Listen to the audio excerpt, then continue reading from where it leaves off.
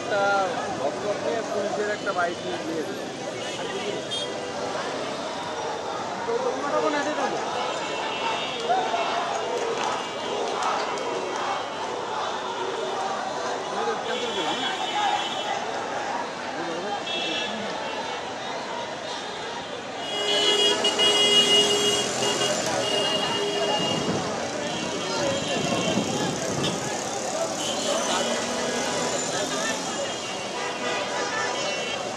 তো কালকে হচ্ছে সিটি কলেজের সামনেও না, ওইদিকে কোনো একটা জায়গায় ঢাকা কলেজের একটা ছেলেকে অনেক মারাত্মকভাবে মারা হয়েছে।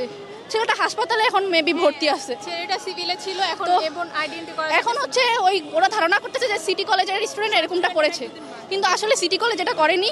সিটি কলেজের স্টুডেন্ট এটার সাথে ছিল না। তো এই জন্যই আজকে ওরা এখন আমাদের কলেজে আসছে। অনেক খারাপভাবে ওরা কলেজে আহত করছে স্টুডেন্টদের। কলেজের গেট টেট অনেক খারাপভাবে ওরা নষ্ট করতেছে। ভিতরে অবস্থা অনেক খারাপ, ওরা গ্লাস টাস ভেঙে ভিতরে অনেক মানুষের অনেক ক্ষতি হচ্ছে।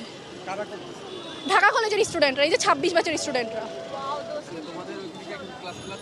না, ক্লাস শেষ হয়ে গেছে, আমাদের ছুটি হয়েছে, আমাদের এখন নামানোর টাইম।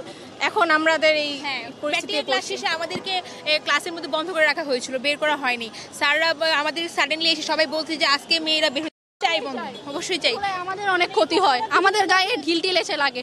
আগে ওরা যাও একটু ভালো ছিল, আগে ওরা মেয়েদেরকে গায়ে হাত দিত না, মেয়েদেরকে হাত দেয়নি। এখন মেয়েদেরকে মানে ঢিল ছুটতে নিলে ওরা আগে দেখতো যে এটা মেয়ে না ছেলে, মেয়েদেরকে মারতো না।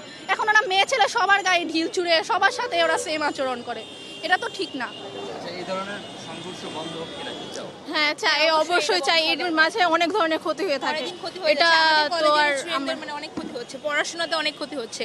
মানে এখানে স্টুডেন্টদের মারামারির কারণে ওই দিনে আমাদের টেস্ট পরীক্ষার এক্সামগুলো আটকানো গেল, অনেকদিন বন্ধ থাকতে হয়েছে। তো অনেক স্টুডেন্ট ব্যথাও পাইছে। এই জন্য আমরা ওই দিন অনেক মারামারির কারণে বাসায় যেতে আমাদের খুব প্রবলেম হয়েছে। তো এটাই হচ্ছে, বন্ধ হওয়া খুবই দরকার কদিন পর পর।